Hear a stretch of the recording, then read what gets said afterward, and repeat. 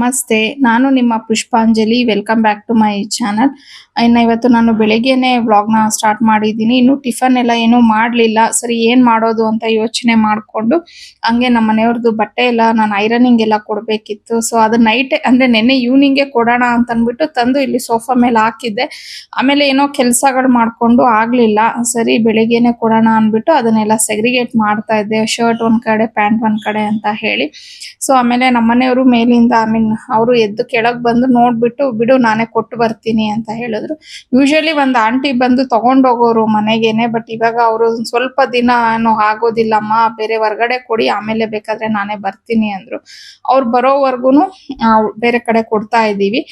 ನಾನಂತೂ ನಮ್ಮ ಮನೆಯವ್ರ ಬಟ್ಟೆ ಐರನಿಂಗ್ ಎಲ್ಲ ಮಾಡಲ್ಲ. ಅವ್ರನ್ನ ಒಪ್ಸಕ್ ಆಗೋದು ಇಲ್ಲ. ಪ್ಲಸ್ ಇದು ಒಂದು ಕೆಲ್ಸನ ಮತ್ತೆ ತಲೆ ಮೇಲೆ ಎಳ್ಕೊಳ್ಳೋದು ಬೇಡ, ಇರೋ ಕೆಲ್ಸಗಳನ್ನೇ ಸಾಕು ಇದೇ ಮಾಡ್ಕೊಳ್ಳೋಣ ಅಂತ ಹೇಳಿ. ಆಮೇಲೆ ಅವರು ಕೊಟ್ಟು ಬಂದು ಮೂಸಂಬಿ ತಗೊಂಡ್ ಬಂದ್ಬಿಟ್ಟಿದ್ರು ಜಾಸ್ತಿ. ಸರಿ ಇವತ್ತು ಹೆಲ್ದಿ ಡ್ರಿಂಕ್ ಎಲ್ಲ ಏನೋ ಬೇಡ, ಮೂಸಂಬಿ ಜ್ಯೂಸ್ ಮಾಡ್ಕೊಳ್ಳೋಣ ಅಂತ ಹೇಳಿ ಮಾಡ್ಕೊಂತ ಇದ್ದೆ. ಆಮೇಲೆ ಇನ್ನೊಂದು ಏನಂತಂದ್ರೆ ಇವತ್ತು ನನ್ನ ಬರ್ತ್ಡೇ ಇತ್ತು.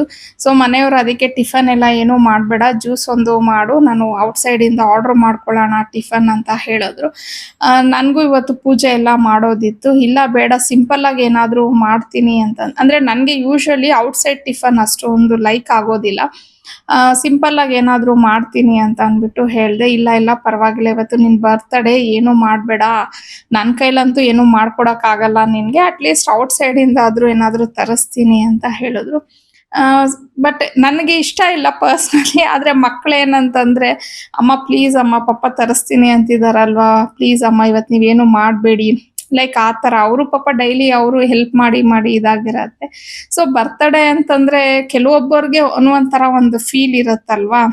ನನಗೇನು ಬರ್ತ್ಡೇ ಅಂದ್ರೆ ಹಿಂಗಿರ್ಬೇಕು ಆಗಿರ್ಬೇಕು ಆ ಥರ ಎಲ್ಲ ಏನೂ ಇಲ್ಲ.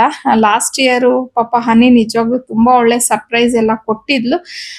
ಖುಷಿನೇ, ಮಕ್ಕಳಿಗೋಸ್ಕರ ಖುಷಿ ಪಡ್ತೀನಿ. ಬಟ್ ಪರ್ಸ್ನಲಿ ನನಗೆ ಕೇಕ್ ಕಟ್ ಮಾಡೋದು ಆ ಥರ ಎಲ್ಲ ಸೆಲೆಬ್ರೇಷನ್ಸ್ ಮಾಡ್ಕೊಳ್ಳೋದು ಏನಂತ ಒಂದು ಇಷ್ಟ ಆಗೋದಿಲ್ಲ. ಅಂದ್ರೆ ನನ್ಗೆ ಏನೇ ಆಗ್ಲಿ, ಒಂದು ಒಳ್ಳೇದಾಗ್ಲಿ ಕೆಟ್ಟದಾಗ್ಲಿ, ಫಸ್ಟ್ ಮನೇಲಿ ದೇವ್ರಿಗೆಲ್ಲ ಪೂಜೆ ಮಾಡಿ ದೇವ್ರ ಆಶೀರ್ವಾದ ತಗೊಂಡು ಫ್ಯಾಮಿಲಿ ಜೊತೆ ಸ್ವಲ್ಪ ಎಂಜಾಯ್ ಮಾಡ್ಕೊಂಡಿದ್ರೆ ಸಾಕು. ಅವರೆಲ್ಲ ಖುಷಿಯಾಗಿದ್ರೆ ಆಟೋಮೆಟಿಕ್ ಆಗಿ ನಾನು ಖುಷಿಯಾಗಿರ್ತೀನಿ. ಅಂದ್ರೆ ಅದ್ ನಾನೇ ಅಂತಲ್ಲ, ಪ್ರತಿ ಒಂದು ಗೃಹಿಣಿ ಇಷ್ಟೇ ಅಲ್ವಾ ಕೋರ್ಕೊಳ್ಳೋದು. ಮೇನ್ ಥಿಂಗ್ ಬಂದು ನಮ್ಮ ಫ್ಯಾಮಿಲಿ ಚೆನ್ನಾಗಿರ್ಬೇಕು, ಹಸ್ಬೆಂಡು ಮಕ್ಕಳು ಮನೆ ಚೆನ್ನಾಗಿರ್ಬೇಕು ಅಂತಾನೆ ನಾವು ಅನ್ಕೋತೀವಿ. ಸೊ ನಂದು ಅಷ್ಟೇನೆ, ಸಿಂಪಲ್ ಆಸೆಗಳೇ ಇರುತ್ತೆ. ಜಾಸ್ತಿ ಏನೋ ಹಂಗಿರ್ಬೇಕು ಹಿಂಗಿರ್ಬೇಕು ಆಡಂಬರವಾಗಿರ್ಬೇಕು ಆ ಥರ ಎಲ್ಲ ಏನೂ ಇರೋದಿಲ್ಲ. ಏನೋ ಇರೋದ್ರಲ್ಲಿ ಸಿಂಪಲ್ ಆಗಿ ಎಲ್ಲರೂ ಸಂತೋಷವಾಗಿದ್ರೆ ಸಾಕು ಅಂತ ಅನ್ಸುತ್ತೆ. ಸೊ ಇಷ್ಟು ವರ್ಷ ನನ್ನ ಒಂದು ಲೈಫಲ್ಲಿ ನನಗೆ ಆಲ್ಮೋಸ್ಟ್ ಆಲ್ ದೇವ್ರು ಎಲ್ಲ ಒಳ್ಳೇದೇ ಮಾಡಿದ್ದಾರೆ. ಇನ್ನು ಮುಂದೆನೂ ಒಳ್ಳೇದೇ ಆಗುತ್ತೆ ಅಂತ ಹೇಳಿ ನಾನು ಅನ್ಕೋತೀನಿ. ಒಂದ್ ವೇಳೆ ಏನಾದ್ರೂ ಕೆಟ್ಟದಾದ್ರೂ ನಾನು ಯೋಚನೆ ಮಾಡೋದು ಒಂದೇನೆ, ನಾನೇನೋ ಒಂದು ತಪ್ಪನ್ನು ಮಾಡಿದ್ದೀನಿ, ನನ್ನ ಒಂದು ಪಾಪ ಕರ್ಮಗಳು ನನಗೆ ಆಗುತ್ತೆ. ಸೊ ಅದಕ್ಕೆ ನಾನು ಈ ಶಿಕ್ಷೆನ ಅನುಭವಿಸ್ತಿದ್ದೀನಿ ಅಂತಾನೆ ಅನ್ಕೋತೀನಿ.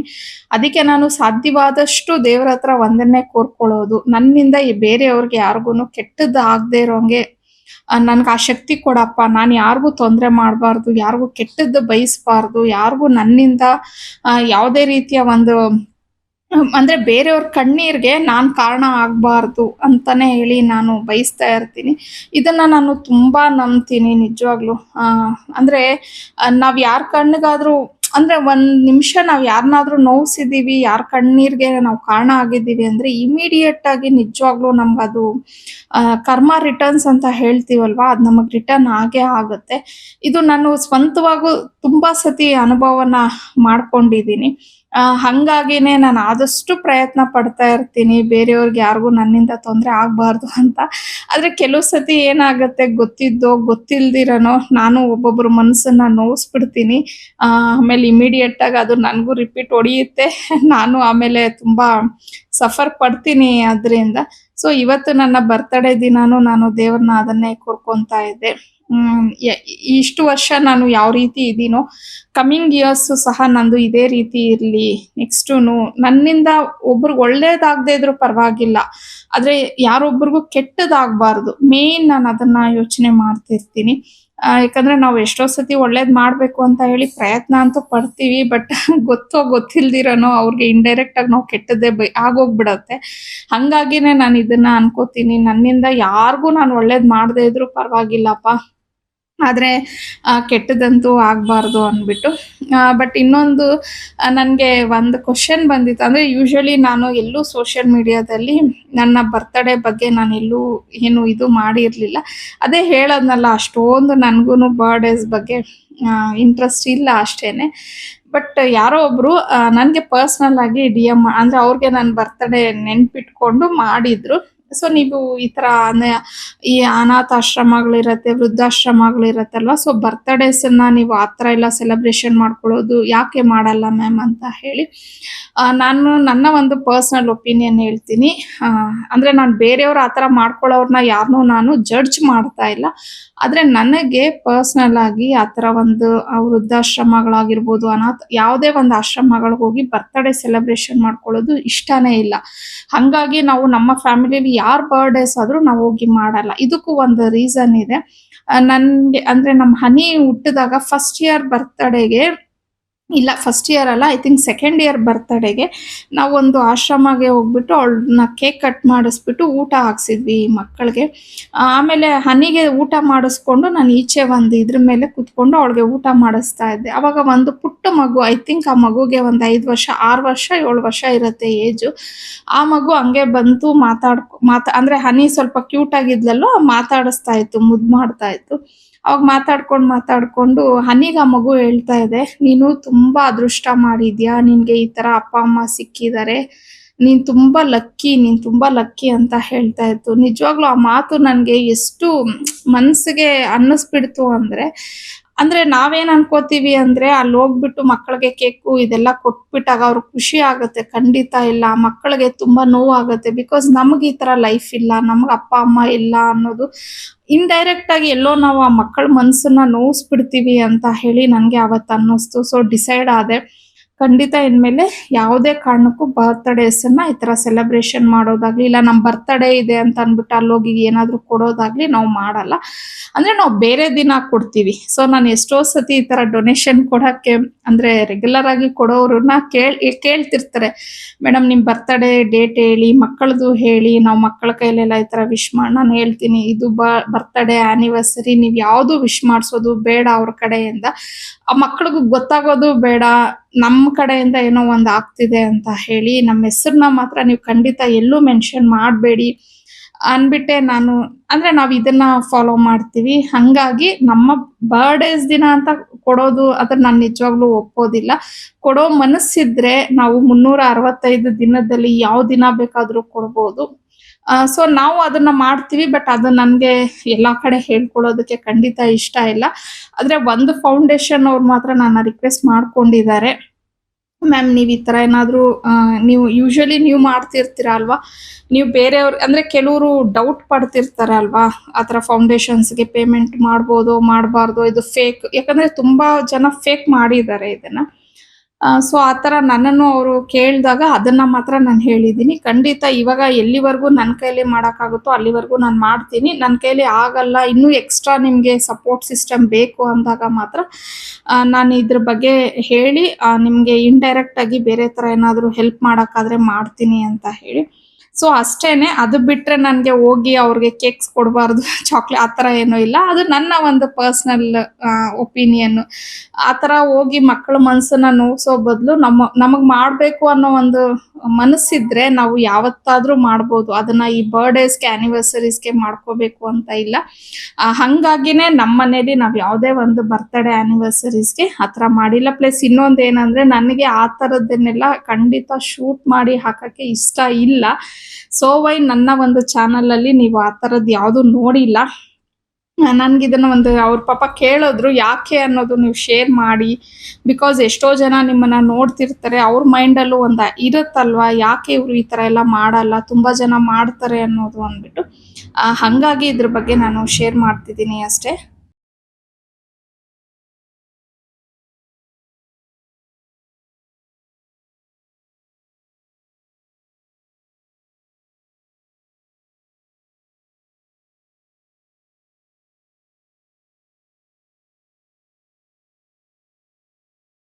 ನಮ್ಮ ಮನೇಲಿ ಪೂಜೆ ಎಲ್ಲ ಆದ್ಮೇಲೆ ನಾವು ಮಧ್ಯಾಹ್ನ ಲಂಚ್ಗೆ ಹೊರಗಡೆ ಹೋದ್ವಿ. ಯೂಶುವಲಿ ಡಿನ್ನರ್ಸ್ಗೆ ಅಂತ ಹೇಳಿ ಹೋಗ್ತೀವಿ. ಆದ್ರೆ ಇವಾಗ ಮಕ್ಕಳಿಗೆ ಏನಾಗೋಗ್ಬಿಟ್ಟಿದೆ ಅಂದ್ರೆ ಆನ್ಯುವಲ್ ಡೇ ಬರ್ತಾ ಇರೋದ್ರಿಂದ ಪ್ರತಿದಿನ ಅವ್ರಿಗೆ ಡ್ಯಾನ್ಸ್ ಕ್ಲಾಸ್ ಅಲ್ಲಿ ಪ್ರಾಕ್ಟೀಸ್ ಇರತ್ತೆ. ಅಂದ್ರೆ ಇವ್ರದ್ದು ಇರತ್ತೆ, ಮತ್ತೆ ಇವ್ರು ಬೇರೆ ಮಕ್ಕಳಿಗೆ ಪ್ರಾಕ್ಟೀಸ್ ಮಾಡಿಸೋದು ಇರತ್ತೆ. ಹೋದ್ರೆ ಪಾಪ ಇವ್ರು ಒಂದು 3 ಅವರ್ 4 ಅವರ್ ಬರೋದಿಲ್ಲ ಮನೆಗೆ. ಹಂಗಾಗಿ ಮಕ್ಕಳು ನಮ್ಗೆ ಈವ್ನಿಂಗ್ ಆಗೋದಿಲ್ಲಮ್ಮ, ಲೇಟ್ ಆಗಿ ಹೋಗ್ಬಿಡತ್ತೆ, ಸೊ ಮಧ್ಯಾಹ್ನನೇ ಲಂಚ್ಗೆ ಹೋಗ್ಬಿಡೋಣ ಅಂತ ಪ್ಲಾನ್ ಮಾಡಿದ್ರು. ಹಂಗಾಗಿ ಲಂಚ್ಗೆ ಅಂತ ಹೇಳಿ ಹೋದ್ವಿ.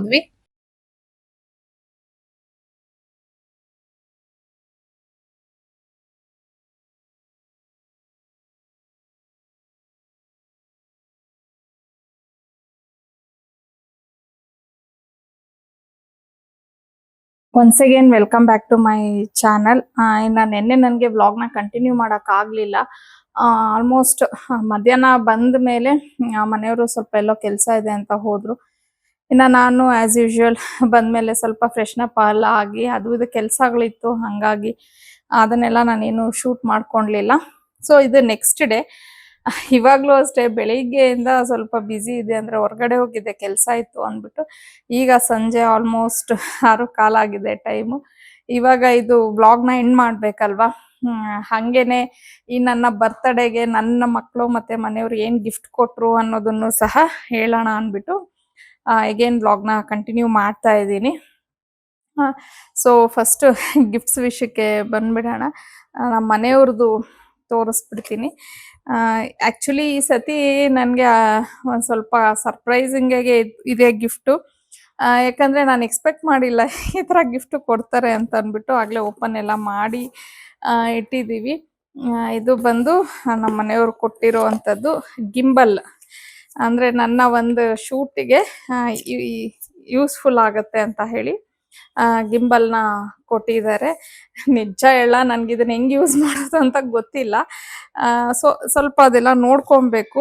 ಇದೆಲ್ಲ ಏನೋ ಸೆಟ್ಟಿಂಗ್ ಎಲ್ಲ ಮಾಡೋದೆಲ್ಲ ಇರುತ್ತಂತೆ. ಸೊ ಹನಿ ಸ್ವಲ್ಪ ಏನೇನೋ ಮಾಡ್ತಿದ್ಲು ಅವ ನೋಡಿಕೊಂಡು, ಬಟ್ ಅವಳು ಹೇಳ್ಕೊಡ್ತೀನಿಮ್ಮ ನಾನು ಹೋಗೋ ಅಷ್ಟೊತ್ತಿಗೆ ಅಂತ ಹೇಳಿದ್ದಾಳೆ. ಸೊ ಅವರು ಗಿಂಬಲ್ನ ಕೊಟ್ಟಿದ್ದಾರೆ. ಇದು ಆ್ಯಕ್ಚುಲಿ ಆನ್ಲೈನಲ್ಲೇ ಪರ್ಚೇಸ್ ಮಾಡಿರೋದಂತೆ.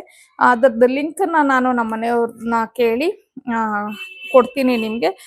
ಬಿಕಾಸ್ ಅವರು ರಿವ್ಯೂಸ್ ಎಲ್ಲ ಚೆಕ್ ಮಾಡಿ ಎಲ್ಲ ತುಂಬ ಇದ್ರ ಬಗ್ಗೆ ರಿಸರ್ಚ್ ಮಾಡಿ, ಪ್ಲಸ್ ಹನಿನೂ ಹೇಳ್ತಾ ಇದ್ಲು, ಇಲ್ಲಮ್ಮ ತುಂಬ ಚೆನ್ನಾಗಿದೆ, ನಾನು ಪಾಪ ಇಬ್ಬರು ಡಿಸೈಡ್ ಮಾಡೇ ಇದನ್ನು ಸೆಲೆಕ್ಟ್ ಮಾಡಿದ್ವಿ ಅಂತ ಅಂದ್ಬಿಟ್ಟು ಹೇಳ್ತಾ ಇದ್ಲು. ಸೊ ಇದರದ್ದು ಲಿಂಕ್ ನಾನು ಹಾಕ್ತೀನಿ ಡಿಸ್ಕ್ರಿಪ್ಷನಲ್ಲಿ. ಇದು ನಮ್ಮ ಮನೆಯವ್ರು ಕೊಟ್ಟಿರೋ ಅಂಥ ಗಿಫ್ಟು. ಯೂಶ್ವಲಿ ಬರ್ಡೇಸ್ಗೆ ನಮ್ಮ ಮನೆಯವರು ನನಗೆ ಗಿಫ್ಟ್ ಅಂತ ಏನೂ ಅಂದರೆ ಮುಂಚೆ ಕೊಡ್ತಿದ್ರು. ಈ ಒಂದು 4-5 ಇಯರ್ಸಿಂದ ಅವ್ರು ಏನೂ ಕೊಡ್ತಿರ್ಲಿಲ್ಲ. ಅವರು ನನಗೆ ಕ್ಯಾಶ್ ಕೊಟ್ಬಿಡೋರು. ಈಗ ಹಬ್ಬ ಬರುತ್ತಲ್ವಾ, ಸೊ ಏನಾದರೂ ತಗೋ ಅಂತ ಅಂದ್ಬಿಟ್ಟು. ಸೊ ಈ ಸತಿ ಇದನ್ನ ಕೊಟ್ಟಿದ್ದಾರೆ. ಅಂದರೆ ಅವರು ನನ್ನ ಬರ್ಡೇಗೆ ಏನೂ ಕೊಡಲಿಲ್ಲ, ಅಂದರೆ ಕ್ಯಾಶು ಕೊಡೋರು ಕೊಡಲಿಲ್ಲ. ಏನು ನನಗೆ ಶಾಕ್ ಆಯಿತು, ಏನು ಇವ್ರು ಈ ಸತಿ ನನ್ನ ಬರ್ಡೇಗೆ ಏನು ಕೊಡಲೇ ಇಲ್ವಲ್ಲ ಅಂತ ಅಂದ್ಬಿಟ್ಟು. ಮನಸ್ಸೇ ತಡೀಲಿಲ್ಲ ನನಗೆ. ಆಮೇಲೆ ನಾನು ಸುಮ್ಮನೆ ಇದ್ದೆ. ಅದಕ್ಕೆ ನಿನ್ಗೇನು ಗಿಫ್ಟ್ ಕೊಡಲಿಲ್ಲ ಅಲ್ವಾ, ನೀನೇನು ಕೇಳಲೇ ಇಲ್ಲ ನನ್ನ ಅಂತ ಅಂದರು. ಅಂದರೆ ನಿನ್ನೆ ನಾವು ರೆಸ್ಟೋರೆಂಟಿಂದ ಊಟ ಮುಗಿಸ್ಕೊಂಡು ಬರುವಾಗ ಅದಕ್ಕೆ ನಾನಂದೆ, ಇನ್ನೂ ನನ್ನ ಬರ್ಡೇ ಮುಗ್ದಿಲ್ವಲ್ಲ, ಮೇ ಬಿ ನೈಟ್ ಅಷ್ಟೊತ್ತಿಗೆ ಕೊಡ್ತೀರಾ ಅಂತ ಅಂದ್ಕೊಂಡಿದ್ದೀನಿ. ಅಂದರೆ ಅದೇನು ಆಲ್ರೆಡಿ ನಾನು ನಿನಗೆ ಗಿಫ್ಟ್ ಕೊಟ್ಬಿಟ್ಟಿದ್ದೀನಿ, ಮತ್ತೆ ನೀನು ನನಗೆ ಏನು ಎಕ್ಸ್ಪೆಕ್ಟ್ ಮಾಡ್ತಾ ಇದೀಯ ಗಿಫ್ಟ್ ಅಂತಂದರು. ನಾನು ಏನು ಗಿಫ್ಟ್ ಕೊಟ್ಟಿದ್ದೀರಾ ಅಂತಂದರೆ, ಇನ್ನೇನು ಕುತ್ಕೊಂಡಿದ್ಯಲ್ವ ಕಾರು, ಇದೇ ನಿನ್ನ ಬರ್ಡೇ ಗಿಫ್ಟ್ ಅಂತ ಅಂದ್ಬಿಟ್ಟಂದ್ರು. ನಾನು ಅದು ಹೆಂಗೆ ನನಗೆ ಬರ್ಡೇ ಗಿಫ್ಟ್ ಆಗುತ್ತೆ, ಅದು ಎಲ್ಲರಿಗೂ ಆಗುತ್ತೆ ಅಂತ ನಾನು ಲೈಕ್ ಹಂಗೆ ಹಸ್ಬೆಂಡ್ ಆ್ಯಂಡ್ ವೈಫ್ ಟಾಕ್ಸ್. ಆಮೇಲೆ ನಾನು ಹೋಗ್ಲಿ ಬಿಡು ಅಂತ ಅಂದ್ಕೊಂಡಿದ್ದೆ. ಬಟ್ ಎಲ್ಲೋ ಒಂದು ಕಡೆ ನನಗಿತ್ತು, ಬಿಕಾಸ್ ನಾನು ಎವ್ರಿ ಇಯರ್ ವರಮಹಾಲಕ್ಷ್ಮಿ ಹಬ್ಬಕ್ಕೆ ಗೋಲ್ಡ್ ತೊಗೋತೀನಿ. ಸರಿ ಇವ್ರೇನಪ್ಪ ಕಾರ್ದೇ ಹೇಳ್ಬಿಡ್ತಿದ್ದಾರೆ, ನನಗೇನು ಕೊಡಲ್ವಾ ಅಂತ ಹೇಳಿ ಆಮೇಲೆ ಇದನ್ನು ಕೊಟ್ಟರು.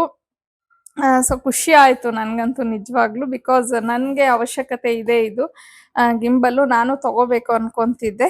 ಸೊ ಹಾಗಾಗಿ ಐ ಥಿಂಕ್ ಕ್ಯಾಶು ಕೊಡ್ತಾರೆ ಅನ್ಕೋತೀನಿ. ಇನ್ನೂ ಕೊಟ್ಟಿಲ್ಲ, ಬಿಕಾಸ್ ಅವ್ರಿಗೂ ಗೊತ್ತಿದೆ ಹಬ್ಬಕ್ಕೆ ನಾನು ಏನಾದರೂ ತಗೋತೀನಿ ಅಂತ. ನೋಡೋಣ, ಕೊಟ್ಟರೆ ಕೊಡಲಿ, ಇಲ್ಲ ಅಂದರೆ ಇಟ್ಸ್ ಓಕೆ. ಇದು ನನಗೆ ತುಂಬಾ ಇಷ್ಟ ಆಗಿರೋವಂಥ ಗಿಫ್ಟು. ನೆಕ್ಸ್ಟ್ ಬಂದು ನನ್ನ ಫೇವ್ರೇಟ್ ನಿಮಗೂ ಎಲ್ಲ ಗೊತ್ತಿರತ್ತೆ. ಸೊ ಮೋಚಿಯಿಂದ ನನಗೆ ಹನಿ ಕೊಟ್ಟಿರೋದು. ನಿಮ್ಮೆಲ್ಲರಿಗೂ ಗೊತ್ತಿರತ್ತೆ, ನನ್ನ ನಿಯರೆಸ್ಟ್ ಪೀಪಲ್ಗೂ ತುಂಬ ಗೊತ್ತು ನನಗೆ ಬ್ಯಾಗ್ಸ್ ಅಂದರೆ ಎಷ್ಟು ಇಷ್ಟ ಅಂದ್ಬಿಟ್ಟು. ಸೊ ನಮ್ಮ ಹನಿ ನನಗೆ ಮೋಚಿ ಬ್ರ್ಯಾಂಡಿಂದ ಪರ್ಸ್ನ ಗಿಫ್ಟ್ ಮಾಡಿದ್ದಾಳೆ. ಚೆನ್ನಾಗಿದೆ, ತುಂಬಾನೇ ಸಿಕ್ಕಾಪಟ್ಟೆ ಇಷ್ಟ ಆಯಿತು ನನಗೆ. ಸೊ ಫಸ್ಟ್ ಅಂದ್ರೆ ಹನಿನೂ ಹಾಗೆ ಮಾಡಿದ್ಲು. ನಿನ್ನೆ ಮಧ್ಯಾಹ್ನದವರೆಗೂ ಅವಳು ನನ್ಗೆ ಏನು ಗಿಫ್ಟ್ ಕೊಡ್ಲೇ ಇಲ್ಲ, ಏನು ಈ ಸತಿ ನನ್ಗೆ ಯಾರು ಗಿಫ್ಟೇ ಕೊಡ್ತಾ ಇಲ್ಲ ಅಂತ ಅಂದ್ಬಿಟ್ಟು ಒಂಥರ ಇದ್ ಮಾಡ್ಕೊಂತ ಇದ್ದೆ. ಆಮೇಲೆ ನಿನ್ನೆ ರೆಸ್ಟೋರೆಂಟ್ ಹೋಗೋ ಟೈಮಲ್ಲಿ ನಾನು ಪರ್ಸ್ ಹುಡುಕ್ತಾ ಇದ್ದೆ. ಯಾವ ಪರ್ಸ್, ಅವಳನ್ನೇ ಹನಿನೇ ಕರೆದ್ಬಿಟ್ಟು ನಾನು ಕೇಳಿದೆ, ಹನಿ ಯಾವ ಬ್ಯಾಗ್ ತಗೊಂಡ್ರೆ ಚೆನ್ನಾಗಿರತ್ತೆ ಇವಾಗ ಅಂದ್ಬಿಟ್ಟು. ಅವಳು ಒಂದು ಬ್ಯಾಗ್ ಸಜೆಸ್ಟ್ ಮಾಡಿದ್ಲು. ಸರಿ ಆಯ್ತು ಅಂದ್ಬಿಟ್ಟು ಅದನ್ನ ತಗೊಂಡು ನಾನು ಮೊಬೈಲ್ ಎಲ್ಲ ಇಟ್ಕೋತಾ ಇದ್ದೆ. ಅವಾಗ ಸಡನ್ ಆಗಿ ಬಂದು ಇದನ್ನ ಕೊಟ್ಲು. ಇದು ಒಂದು, ಮತ್ತೆ ನನ್ಗೆ ಇದಕ್ಕಿಂತ ಜಾಸ್ತಿ ಎರಡು ತುಂಬಾ ಇಷ್ಟ ಆಯ್ತು, ಬಟ್ ಇದು ನನ್ಗೆ ಸಿಕ್ಕಾಪಟ್ಟೆ ಇಷ್ಟ ಆಯ್ತು. ನಾನು ಅನ್ಕೋತಾ ಇದ್ದೆ ಒಂದು ಹ್ಯಾಂಡ್ ಪರ್ಸ್ ತಗೋಬೇಕು ಅಂತ ಹೇಳಿ, ಚೆನ್ನಾಗಿರತ್ತೆ ಅಂದ್ಬಿಟ್ಟು. ಅವಳ ಹತ್ರ ಹೇಳಿದ್ದೆ ಕೂಡ ನಾನು, ಹನಿ ನಾನು ಒಂದು ಹ್ಯಾಂಡ್ ಪರ್ಸ್ನ ತಗೋಬೇಕು ಅನ್ಕೊಂತಾ ಇದ್ದೀನಿ ಅಂದ್ಬಿಟ್ಟು. ಸೊ ಅವಳು ಅದನ್ನ ಮೈಂಡಲ್ಲಿ ಇಟ್ಕೊಂಡು ನನಗೆ ಕೊಟ್ಟಿದ್ದಾಳೆ. ಎರಡೂ ತುಂಬಾನೇ ಇಷ್ಟ ಆಯ್ತು ನನಗೆ. ಇವನ್ ಕಲರ್ಸು ಚೆನ್ನಾಗಿದೆ. ಮೋಚಿ ಬ್ರ್ಯಾಂಡ್ ಅದರಿಂದ ತಗೊಂಡ್ ಬಂದಿದ್ದಾಳೆ. ಅಂದ್ರೆ ಲಾಸ್ಟ್ ಟೈಮ್ ಪಾವನಿ ಕೊಟ್ಟಿದ್ಲು. ನನ್ನ ಹತ್ರ ಬ್ರ್ಯಾಂಡೆಡ್ ಬ್ಯಾಗ್ಸ್ ಏನು ಇರ್ಲಿಲ್ಲ, ಅಂದ್ರೆ ಬ್ಯಾಗ್ಸ್ ತುಂಬಾ ಕಲೆಕ್ಷನ್ ಇದೆ, ಸ್ವಲ್ಪ ಬ್ರ್ಯಾಂಡೆಡ್ ಅಂತ ಅನ್ಬಿಟ್ಟು ಏನೂ ಇರ್ಲಿಲ್ಲ.